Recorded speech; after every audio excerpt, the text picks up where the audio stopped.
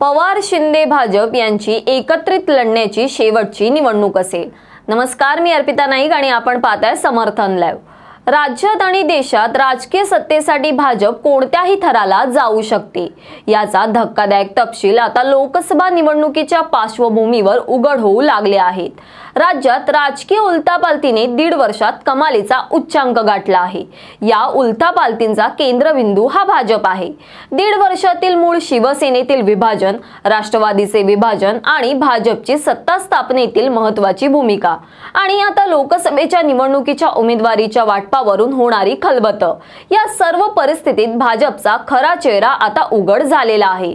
कदाचित लोकसभा निवडणुकीनंतर अजित पवार, एकनाथ शिंदे आणि भाजप हे एकत्र निवडणूक लढणार नाहीत असं चित्र असेल असे संकेत मिळत आहेत। अशा स्वरूपातील भविष्यातील राजकीय घडामोडींबद्दल संकेत देणारे राजकीय घटनाक्रम काय आहेत, तो तपशील पाहू।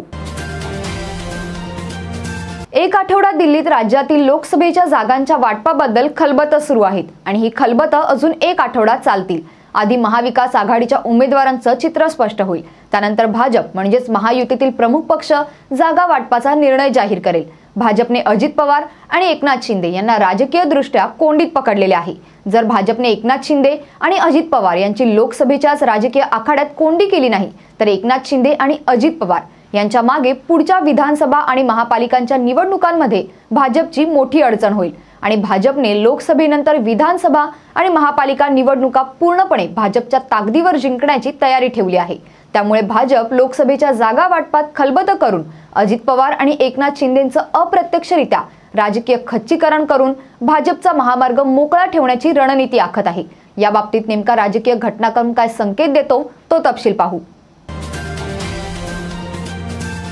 आधी भाजपने 35 वर्ष ज्या शिवसेनेसोबत युती करून सत्ता उपभोगली, त्या शिवसेनेला संपून भाजप हाच एकमेव हिंदुत्ववादी पक्ष आहे असं सिद्ध करण्यासाठी राज्यातील सत्तेचं सूत्रसंचालन भाजपच्या हाती ठेवण्यासाठी दिल्लीतील राजकीय सत्तेचा वापर करून भाजपने राज्यात मूळ शिवसेना फोडली।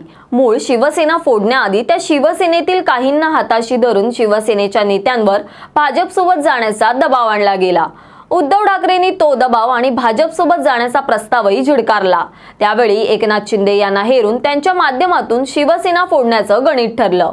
उठावाच्या नावाखाली शिवसेना फुटली आणि हाच फॉर्म्युला नंतर राष्ट्रवादीच्या बाबतीत वापरला गेला। आधी शरद पवारांच्या मूळ राष्ट्रवादीमध्ये भाजपसोबत जाण्यासाठी दबाव आणला गेला। शरद पवारांनी त्याला नकार दर्शवला। शेवटी शरद पवारांची राष्ट्रवादी फुटली। भाजपच्या धोरणाप्रमाणे उद्धव ठाकरे आणि शरद पवार यांच्याकडून पक्ष आणि चिन्ह निवडणूक आयोगाला पुढे करून काढून घेण्यात आले। आता मूळ शिवसेना आणि राष्ट्रवादीच्या बाबतीत भाजपने जे प्रयोग केले तेच प्रयोग अजित पवार आणि एकनाथ शिंदे यांच्यावर होत आहे।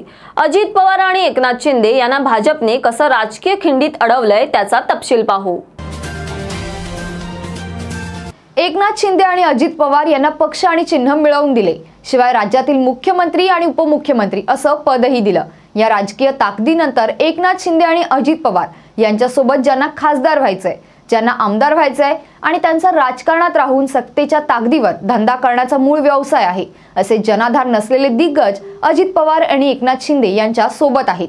अजित पवार आणि एकनाथ शिंदे यांना आधी सत्तेत सोबत घेतल्यानंतर भाजप तुमच्यासाठीच आहे असं चित्र निर्माण केलं गेलं। आता आधी भाजप नंतर तुम्ही असं चित्र संपूर्ण महाराष्ट्र पाहत आहे। जागा वाटपांचा तिढा हा आठवडाभर सुटला नाही आणि पुढचा आठवडाही सुटणार नाही, कारण तसंच आहे। भाजपकडून पडद्यामागून अजित पवार आणि एकनाथ शिंदे यांची राजकीय कोंडी करण्याचा कार्यक्रम सुरू आहे।